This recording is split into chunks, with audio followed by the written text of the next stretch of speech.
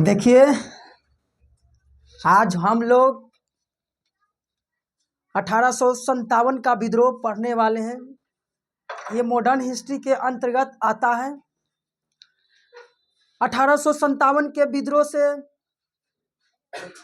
हमें देश की आज़ादी मिली। 1857 के विद्रोह से ही भारत में राष्ट्रवाद का विकास हुआ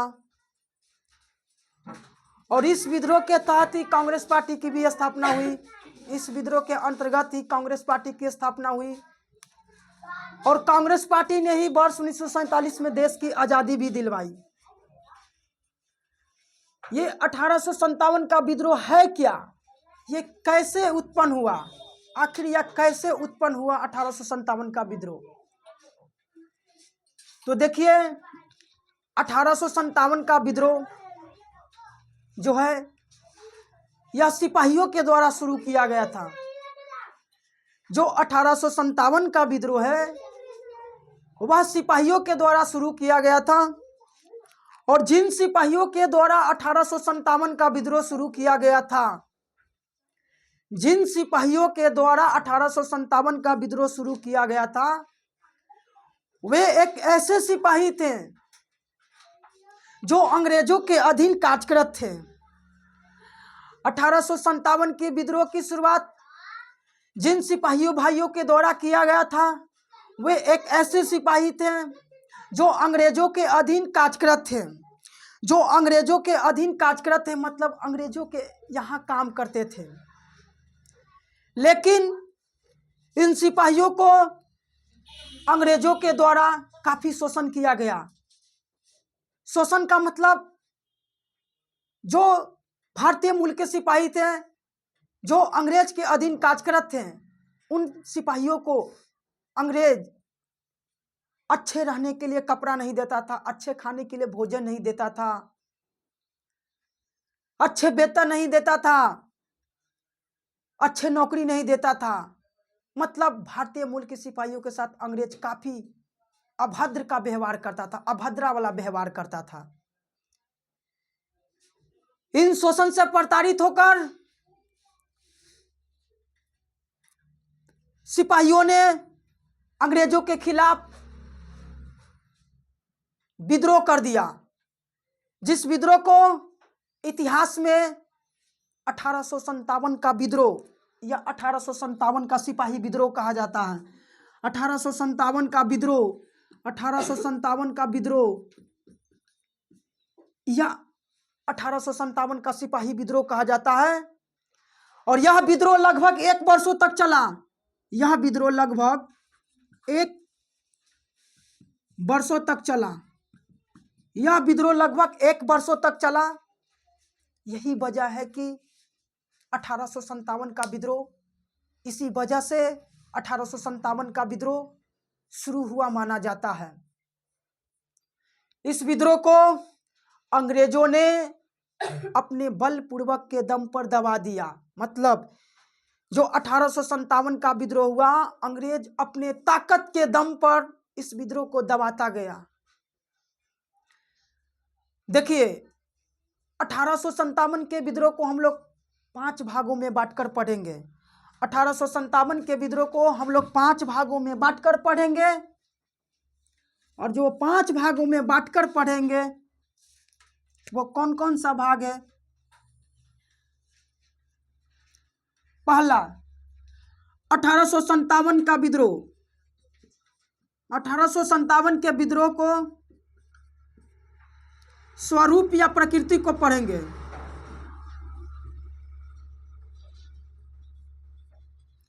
दूसरा, 1857 के विद्रोह को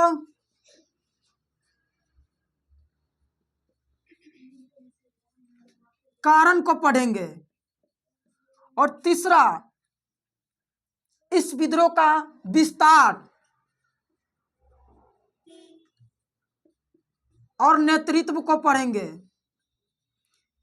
किस क्षेत्र में कौन नेतृत्व कर रहा है, किस क्षेत्र में किसका विस्तार है। और चौथा,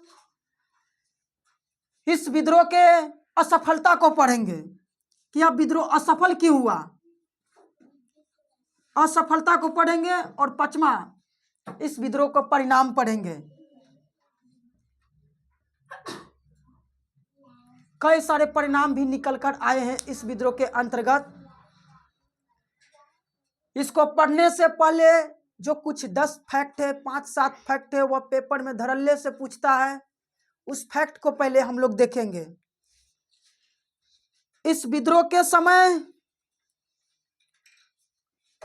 जब 1857 का विद्रोह हुआ, जब 1857 का विद्रोह हुआ, जब 1857 का विद्रोह हुआ, उस समय भारत में मुगलों का शासन था और उस समय भारत में मुगल बादशाह के पद पर बहादुर शाह जफर थे। बहादुर शाह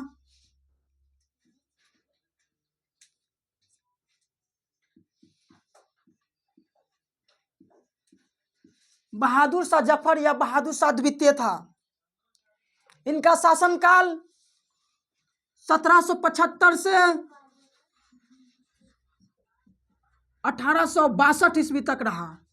बहादुर शाह जफर का शासनकाल 1775 से 1862 ईस्वी तक रहा और इस बीच में 1775 से 1862 के बीच में क्या 1857 नहीं आता है? हाँ, एकदम आता ही आता है।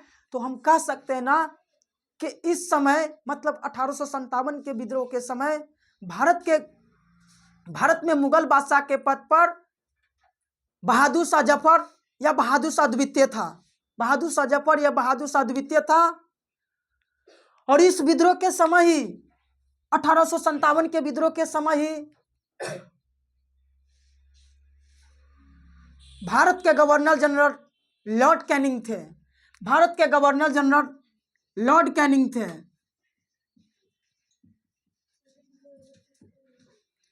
याद कीजिए, हम लोग पिछले क्लास में इससे अवगत हो चुके हैं, इससे जानकारी हो चुका है, इससे मुलाकात हो चुका है। लॉर्ड कैनिंग के बारे में हम लोग कुछ पढ़ चुके हैं। जब हम आप लोग को बंगाल का गवर्नर जनरल पढ़ा रहे थे तब लॉर्ड कैनिंग के बारे में पढ़ाए थे। लॉर्ड कैनिंग का शासनकाल 1856 से 1862 ईस्वी तक रहा। लॉर्ड कैनिंग का शासनकाल 1856 से 1862 ईस्वी तक रहा।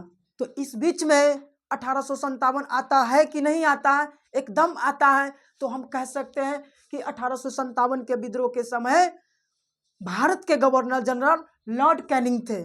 भारत के गवर्नर जनरल लॉर्ड कैनिंग थे और इस विद्रोह के समय ही ब्रिटेन का प्रधानमंत्री, यानी 1857 के विद्रोह के समय ब्रिटेन का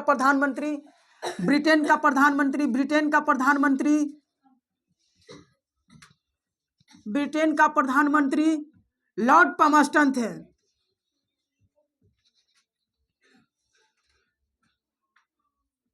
लॉर्ड पामस्टन थे और उस समय ही 1857 के विद्रोह के समय ही ब्रिटेन में एक विरोधी दल का नेता था। ब्रिटेन में एक विरोधी दल का नेता था जिसका नाम था डिजरेली।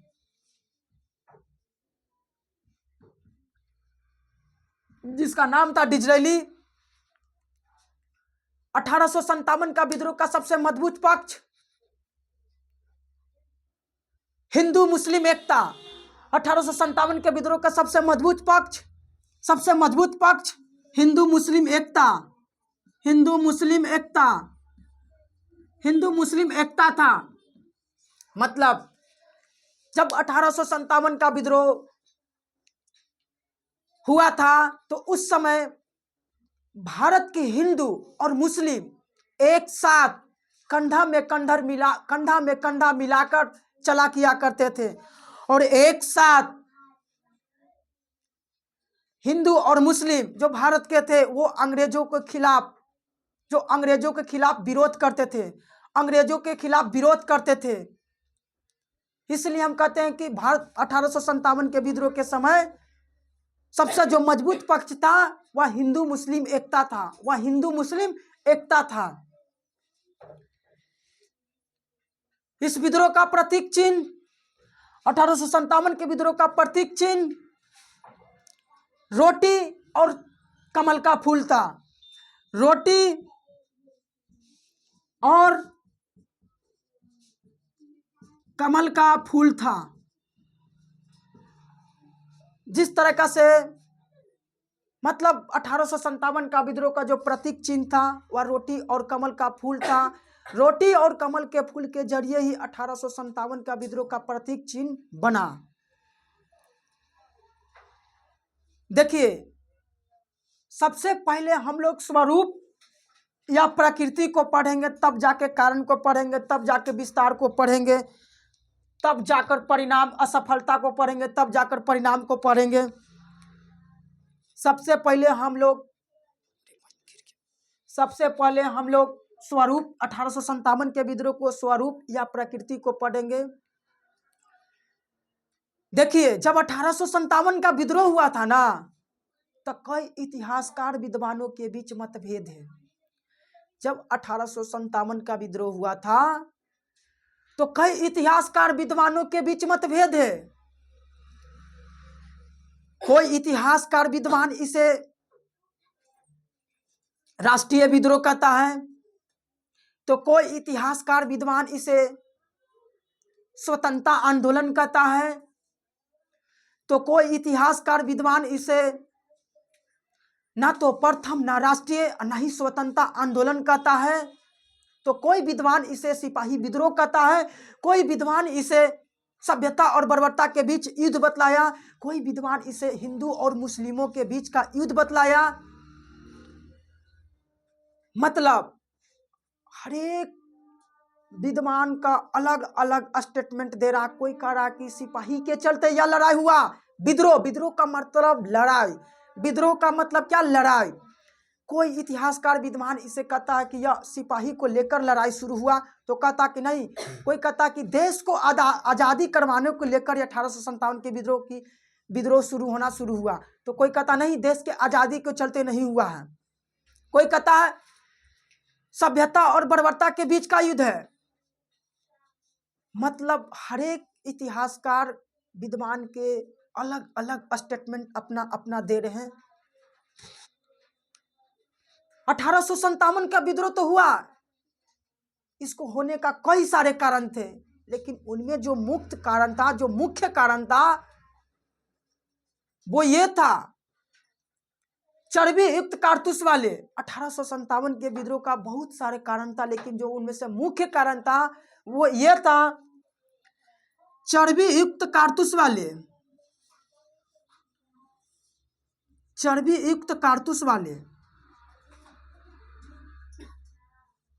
एनफील्ड राइफल का शामिल किया जाना,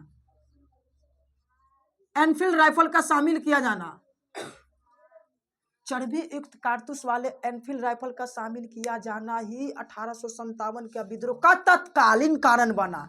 क्या बना? तत्कालिक कारण बना। ये क्या बना? तत्कालिक कारण बना।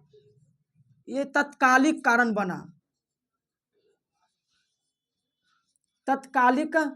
बना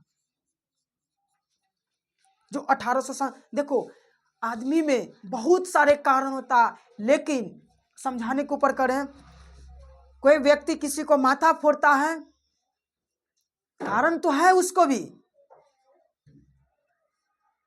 देखो जो 1857 का विद्रोह का बहुत सारे कारण निकल कर आए, लेकिन उनमें से जो मुख्य कारण था वह चर्बी युक्त कारतूस वाले एनफील्ड राइफल का शामिल किया जाना। मतलब आदमी में बहुत सारा बुराइयां हैं, कोई व्यक्ति में बहुत सारा बुराइयां हैं, वो व्यक्ति हमेशा के लिए बदनाम है कि जब भी किसी से लड़ाई करता तो उसको माथा फाड़ देता है। लेकिन वही व्यक्ति एक दिन ऐसा बदनाम हुआ, पता चला कि वो व्यक्ति आज माथा न फोड़कर आज उसको गोली मारकर हत्या कर दिया। ये ज्यादा कारण, मुख्य कारण हुआ, ये ज्यादा कारण बना। इसको कारण तो था, माथा फोड़ता था उस समय भी, लेकिन उससे ज्यादा इंपॉर्टेंट कारण बन गया ये जो गोली मारकर हत्या कर दिया। ये कारण में बहुत ज्यादा महत्वपूर्ण कारण हो गया। उसी प्रकार से 1857 का विद्रोह का बहुत सारे कारण था, लेकिन उनमें जो मुख्य कारण था वह चर्बी युक्त कारतूस वाले एनफील्ड राइफल का शामिल किया जाना। ये 1857 का विद्रोह का मुख्य कारण बना। जो अलग अलग विद्वान इतिहासकारों ने अपना अपना स्टेटमेंट दिया, विशेष तौर पर जॉन सिले, मार्लेसन, ट्रेवेलियन नामक अंग्रेजों ने इस विद्रोह को सिपाही विद्रोह कहा।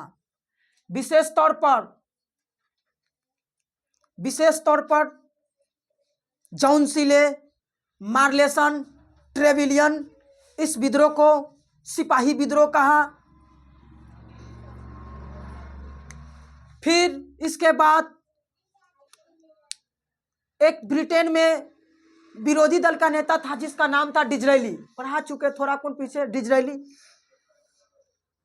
डिज़रायली का यह मानना था कि 1857 का विद्रोह, डिज़रायली का यह मानना था कि 1857 का विद्रोह राष्ट्रीय विद्रोह है। लेकिन भारत के प्रथम प्रधानमंत्री पंडित जवाहरलाल नेहरू ने राष्ट्रीय विद्रोह को मानने से इनकार कर दिया। इसलिए इनकार कर दिया, पंडित जवाहरलाल नेहरू का कहना था कि जब 1857 का विद्रोह हो रहा था उस समय भारत में राष्ट्रवाद का विकास है ही नहीं है, और तू कह रहा है कि यह एक राष्ट्रीय विद्रोह है। नहीं, हम इसे इनकार करते हैं, हम इसे राष्ट्रीय विद्रोह की संज्ञा नहीं देते हैं। भारत के प्रथम प्रधानमंत्री पंडित जवाहरलाल नेहरू ने राष्ट्रीय विद्रोह को मानने से इनकार कर दिया।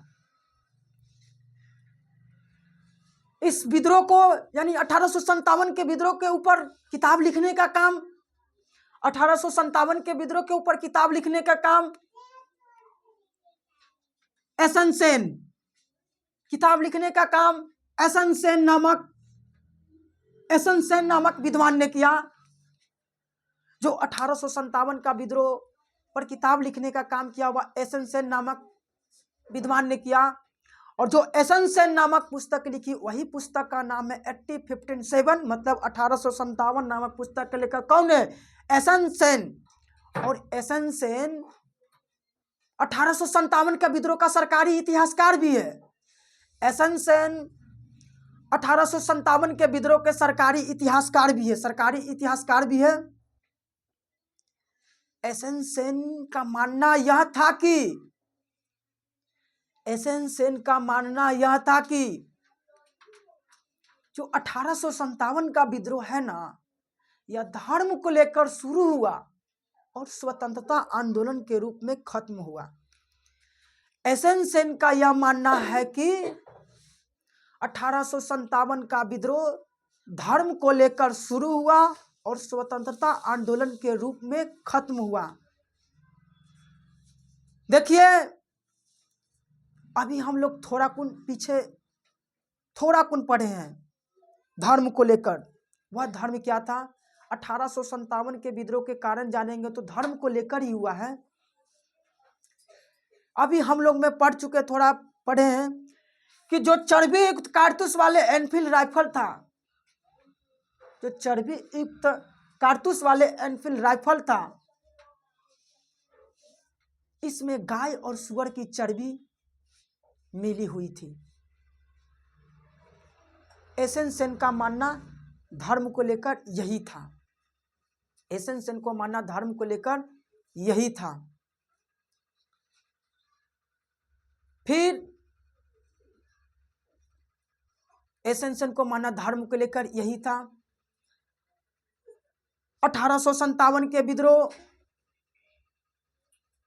को लेकर और इतिहासकार विद्वान ने स्टेटमेंट दे रहा। आरसी मजूमदार है, यह कह रहे हैं ना तो प्रथम, ना तो राष्ट्रीय, ना ही स्वतंत्रता आंदोलन है। टी.आर. होम्स नामक इतिहासकार विद्वान 1857 के विद्रोह के ऊपर इनका यह मानना है कि टी.आर. होम्स का यह मानना है कि 1857 का जो विद्रोह है यह सभ्यता एवं बर्बरता के बीच का युद्ध है। सभ्यता एवं बर्बरता के बीच युद्ध है। सभ्यता मतलब अंग्रेज अपने के बारे में कह रहा है, और बर्बरता भारतीय शब्द के लिए यानी भारतीयों के लिए बोला जा रहा है। बर्बरता मतलब भारतीयों के लिए बोला जा रहा है, सभ्यता मतलब अंग्रेज के लिए। सभ्य। अंग्रेज करा कि हमें ही सब कुछ आता है, हमें ही रहने आता, हमें ही सोने आता, हमें ही खाने आता। और बर्बरता शब्द यहाँ भारतीयों के लिए कर अंग्रेज करा भारतीयों की तुम्हें कुछ नहीं आता, न रहने का लूट, न खाने का लूट, न पीने का लूट। बर्बरता का मतलब ये हो रहा असभ्य, बर्बरता असभ्य। यहाँ बर्बरता भारतीयों को लड़ा, असभ्य शब्द अंग्रेज के लिए हो रहा। फिर LER रीजन का मानना यह है कि LER रीज इतिहासकार विद्वान का यह मानना है कि जो 1857 का विद्रोह है वह ईसाइयों एवं धर्मांधों के बीच विरुद्ध युद्ध है। LER रीज इतिहासकार विद्वान का यह मानना है कि यह ईसाइयों एवं धर्मांधों के बीच विरुद्ध युद्ध है। इसके बाद जेम्स सॉटर्न व W टेरन इतिहासकार विद्वान का यह मानना है कि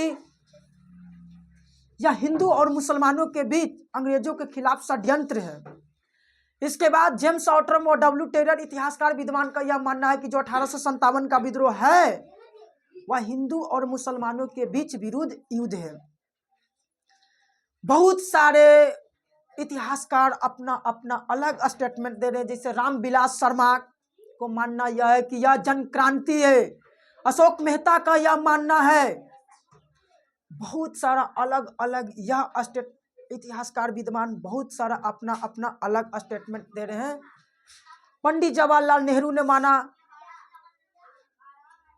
यह राष्ट्रीय विद्रोह नहीं है, इस समय भारत में राष्ट्रवाद का विकास नहीं हुआ था।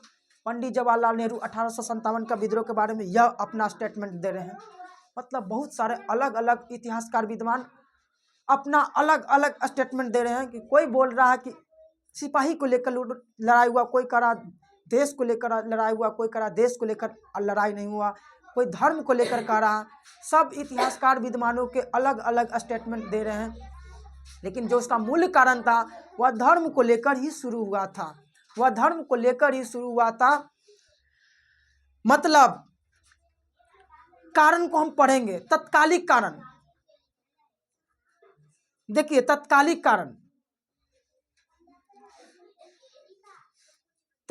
कारण सबसे पहले आज हम लोग स्वरूप या प्रकृति को तो देख लिए, अब कारण को पढ़ते हैं।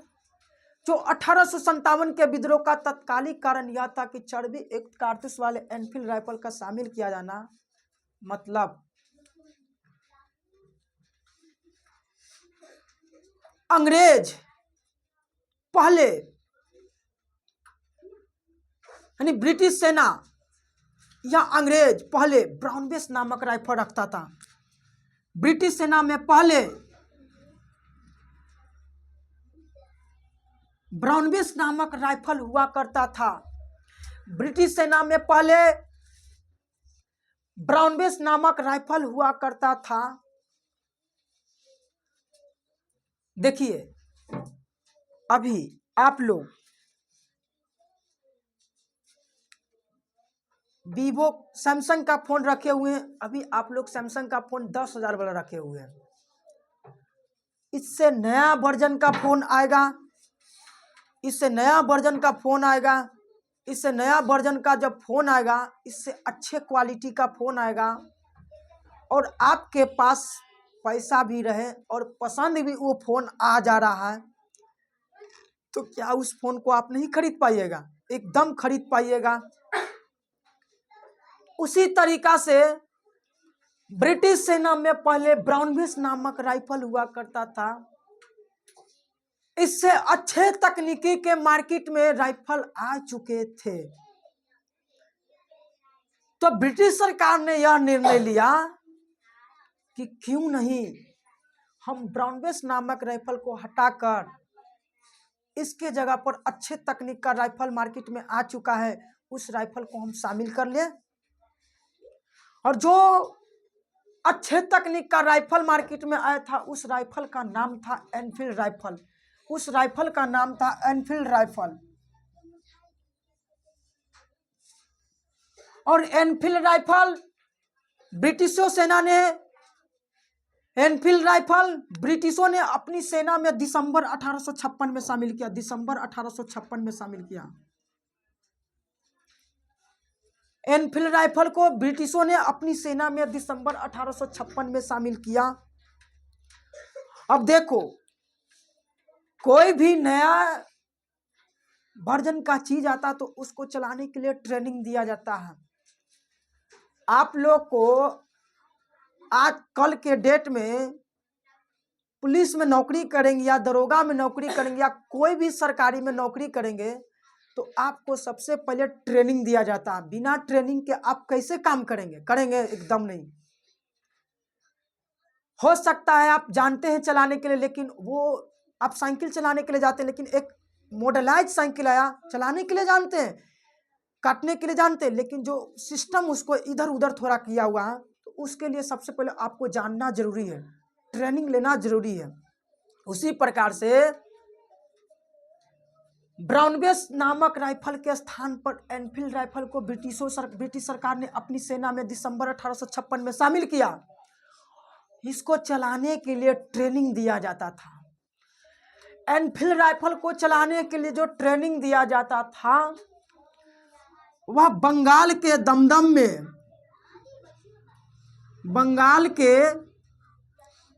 में, पंजाब के अंबाला में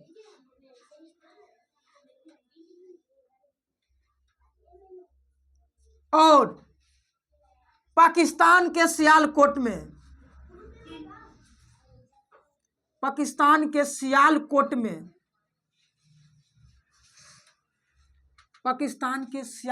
ट्रेनिंग दिया जाता था एनफील्ड राइफल को चलाने के लिए। जब एनफील्ड राइफल दिसंबर 1856 में आया, ट्रेनिंग भी दिया गया चलाने के लिए सिपाहियों को, तो यह एक अफवाह फैली, जोर जोर से अफवाह फैली, और अफवाह यह फैली कि जो एनफील्ड राइफल है उसमें गाय और सुअर की, जो एनफील्ड राइफल में कारतूस है भरी जाती है, उसमें गाय और सुअर की चर्बी मिली हुई है। जो एनफील्ड राइफल में कारतूस है उसमें गाय और सुअर की चर्बी मिली हुई है।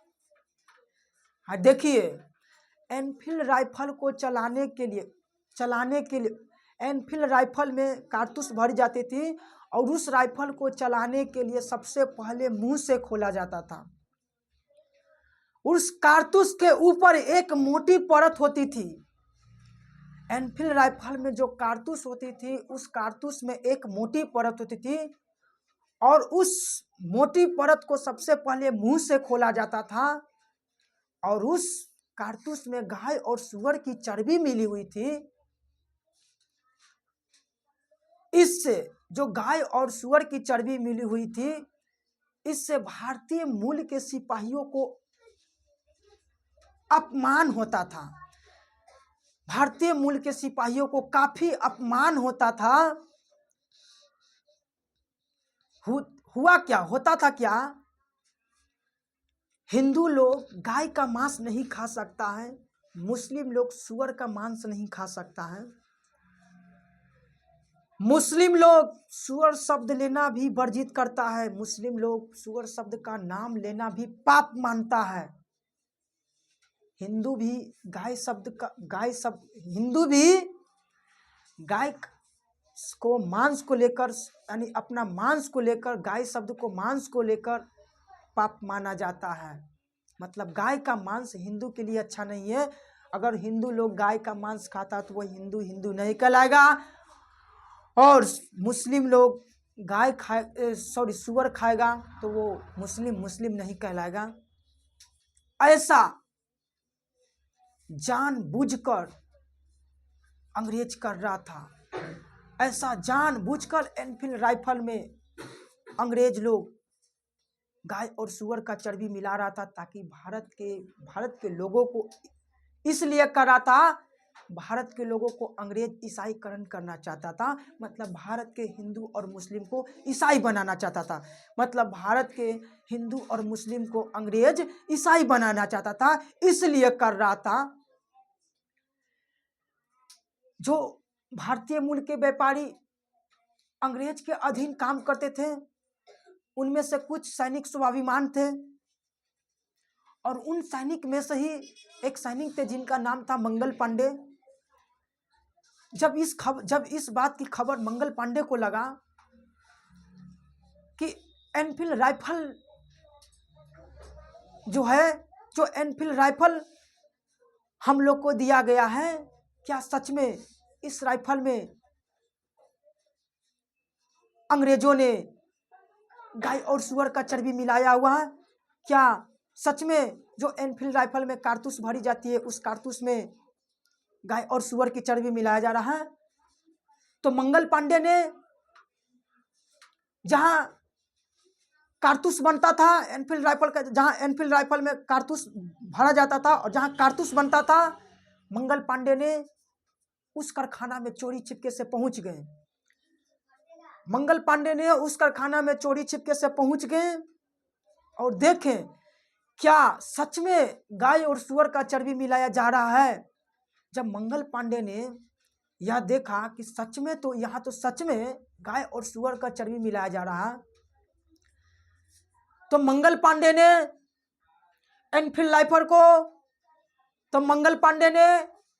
राइफल को लाने से इनकार कर दिया। जब मंगल पांडे ने एनफील्ड राइफल को लाने से इनकार कर दिया, तो जो मंगल पांडे के बड़े अंग्रेज अधिकारी थे,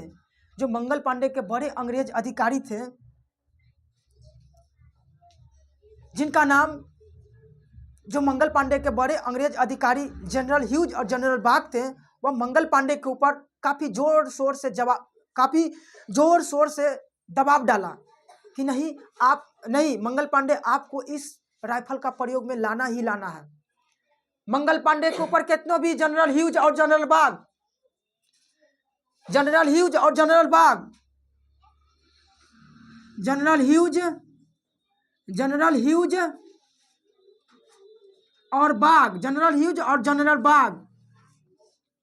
जोर शोर से मंगल पांडे के ऊपर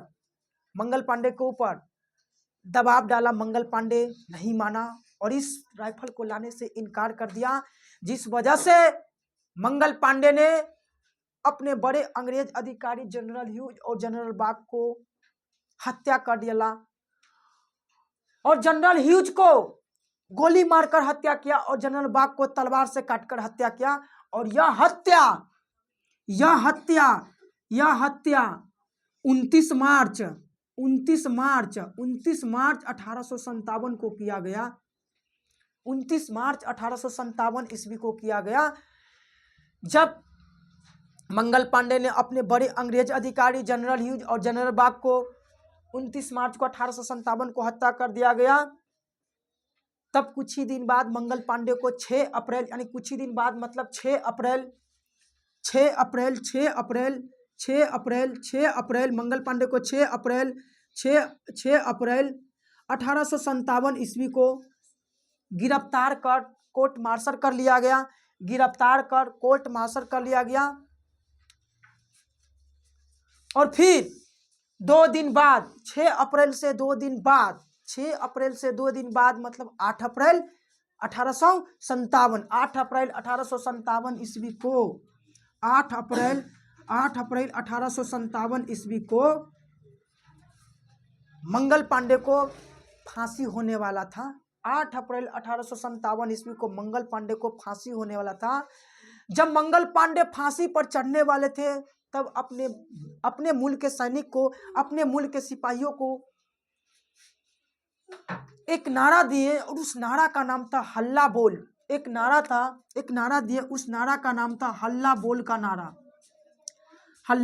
नारा दिए मंगल पांडे। और अतः हल्ला बोल का नारा देते हुए 8 अप्रैल 1857 ईस्वी को मंगल पांडे को फांसी दे दिया गया। जब मंगल पांडे को फांसी दे दिया गया 8 अप्रैल 1857 ईस्वी को, देखियो मंगल पांडे हम आगे बढ़ेंगे, इससे बढ़ना था पीछे। मंगल पांडे मूल तौर पर उत्तर प्रदेश के बलिया के रहने वाले थे और मंगल पांडे का जो जन्म हुआ था, और वीडियो में मंगल पांडे का जन्म 19 जुलाई 1827 ईस्वी को हुआ था और उत्तर प्रदेश के बलिया में हुआ था इनका जन्म। लेकिन मंगल पांडे बंगाल के बैरकपुर के 34वीं नेटिविट इन्फैंट्री के सिपाही थे। मंगल पांडे का जन्म 19 जुलाई 1827 ईस्वी को हुआ था, लेकिन यह बंगाल के बैरकपुर के 34वीं नेटिविन इन्फैंट्री के सिपाही थे मंगल पांडे। जब मंगल पांडे को 8 अप्रैल 1857 यानी मंगल पांडे का जन्म 19 जुलाई 1827 को और मृत्यु 8 अप्रैल 1857 ईस्वी को हुआ। 8 अप्रैल 1857 ईस्वी को हुआ। जब मंगल पांडे को 8 अप्रैल 1857 को फांसी दे दिया गया तो आग की तरह पूरा सिपाहियों में फैलने लगा। यानी आग की तरह यह बात फैल गई। और आग की तरह एक और बात भी फैली कि एनफील्ड राइफल में कस के आग की तरह से जोर, यानी आग में घी कैसे डलता था, जोर जोर से आग लगने लगता, उसी तरीका से यह बात भी कस के जोर जोर से फैलने लगी कि एनफील्ड राइफल में गाय और सुअर की, एनफील्ड राइफल में जो कारतूस भरी जाती है उसमें गाय और सुअर की चर्बी मिली हुई है। यह बात भी जोर जोर से आग की तरह फैल गई। फिर सब सिपाहियों ने इस राइफल को लाने से सब सिपाहियों ने इनकार कर दिया। और अतः इनकार करते हुए यह सिपाही, यानी कहने का मतलब है कि मंगल पांडे एक ऐसे भारतीय नेता हुए जो विद्रोह शुरू होने से पहले मारे गए। ये सिपाही मंगल पांडे को 8 अप्रैल 1857 को फांसी दिया गया, लेकिन इस विद्रोह की शुरुआत 10 मई 1857 को उत्तर प्रदेश के मेरठ से मानी जाती है। इस विद्रोह की शुरुआत 10 मई 1857 ईस्वी को उत्तर प्रदेश के मेरठ से मानी जाती है। उत्तर प्रदेश के मेरठ से मानी जाती है इस विद्रोह की शुरुआत। लेकिन मंगल पांडे एकमात्र ऐसे भारतीय मूल के सिपाही हुए जो विद्रोह शुरू हुआ 10 मई को जी, लेकिन इनको फांसी दिया गया है 8 अप्रैल 1857 ईस्वी को। तो हम कह सकते हैं कि मंगल पांडे एकमात्र ऐसे भारतीय नेता हुए जो विद्रोह शुरू होने से पहले ही क्या होंगे, मारे गए। और यह विद्रोह की शुरुआत उत्तर प्रदेश के मेरठ से हुआ। आ जाइए, पहले हम लोग इतना को अच्छा से याद कर लेते हैं। 1857 के विद्रोह जब शुरुआत हुआ उस समय मुगल बादशाह के पद पर बहादुर शाह जफर थे। जब 1857 का विद्रोह हुआ उस समय भारत के गवर्नर जनरल लॉर्ड कैनिंग थे। इनका शासनकाल 1856 से 1862 है। तो क्या इस बीच में 1857 आता है ना, तो हम कह सकते हैं कि 1857 के बीच जो 1857 का विद्रोह हुआ था उस समय भारत के गवर्नर जनरल लॉर्ड कैनिंग थे। फिर जब 1857 का विद्रोह हुआ था उस समय ब्रिटेन का प्रधानमंत्री लॉर्ड पामस्टन थे। जब 1857 का विद्रोह हुआ था उस समय ब्रिटेन का प्रधानमंत्री लॉर्ड पामस्टन थे। जब 1857 का विद्रोह हुआ था उस समय ब्रिटेन में विरोधी दल का नेता था जिसका नाम था डिजरायली। नाम क्या था? डिजरायली। 1857 का विद्रोह का सबसे मजबूत पक्ष हिंदू मुस्लिम एकता था। 1857 का विद्रोह का प्रतीक चिन्ह रोटी और कमल का फूल है। 1857 का विद्रोह का सबसे प्रतीक चिन्ह रोटी और कमल का फूल है। बतलाओ कि 1857 के विद्रोह की शुरुआत कब हुई है? 10 मई 1857 को उत्तर प्रदेश के मेरठ से। 1857 का विद्रोह का तत्कालिक कारण क्या है? चर्बी युक्त कारतूस वाले एनफील्ड राइफल का शामिल किया जाना। 1857 के विद्रोह का तत्कालिक कारण है चर्बी युक्त कारतूस वाले एनफील्ड राइफल का शामिल किया जाना। एनफील्ड राइफल को चलाने के लिए ट्रेनिंग कहाँ दिया जाता था? तो बंगाल के दमदम में, पंजाब के अंबाला में, पाकिस्तान के सियालकोट में। सबसे पहले कौन भारतीय सिपाही हुए जो एनफील्ड राइफल को लाने से इनकार कर दिया? मंगल पांडे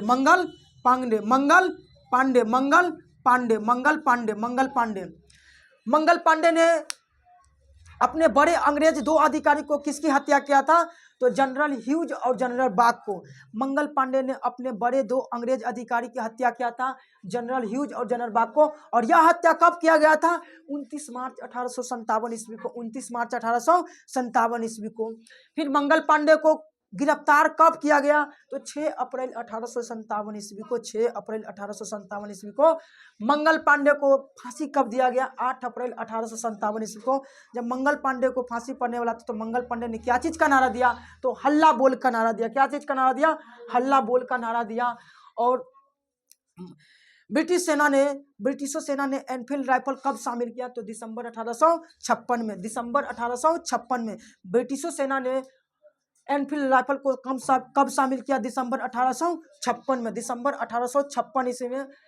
बतलाओ कि किस इतिहासकार विद्वान का यह मानना था कि ना तो यह प्रथम, ना तो राष्ट्रीय, ना ही स्वतंत्रता आंदोलन है?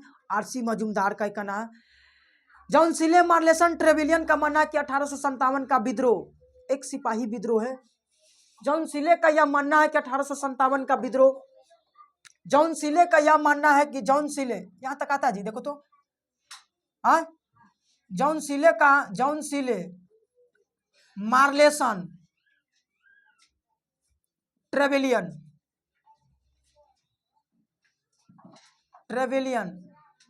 का मानना है कि 1857 का जो विद्रोह है ना, एक सिपाही विद्रोह है। फिर आरसी मजूमदार का यह मानना है कि आरसी मजूमदार का यह मानना है कि यह ना तो प्रथम, ना तो प्रथम, ना ही राष्ट्रीय, ना तो प्रथम, ना ही राष्ट्रीय, और ना स्वतंत्रता आंदोलन है। ना स्वतंत्रता आंदोलन है। ना स्वतंत्रता आंदोलन है। टी आर होम्स का मानना है कि टी आर होम्स विद्वान का मानना है, टी आर होम्स नामक विद्वान का मानना यह है कि सभ्यता एवं बर्बरता के बीच का युद्ध है। सभ्यता एवं बर्बरता के बीच का युद्ध है। और सारा है। एलिया रिच का मानना कि सही एवं धर्मांधों के बीच का युद्ध है। रामविलास शर्मा का मानना है कि जन क्रांति का युद्ध है। पंडित जवाहरलाल नेहरू का मानना है कि ना तो यह राष्ट्रवाद का, ना तो प्रथम, ना राष्ट्रीय, ना स्वतंत्रता आंदोलन है, क्योंकि इस समय भारत में राष्ट्रवाद का विकास नहीं हुआ था। पंडित जवाहरलाल नेहरू का मानना यह था कि, और बहुत सारे इतिहासकार विद्वान के अलग अलग स्टेटमेंट है।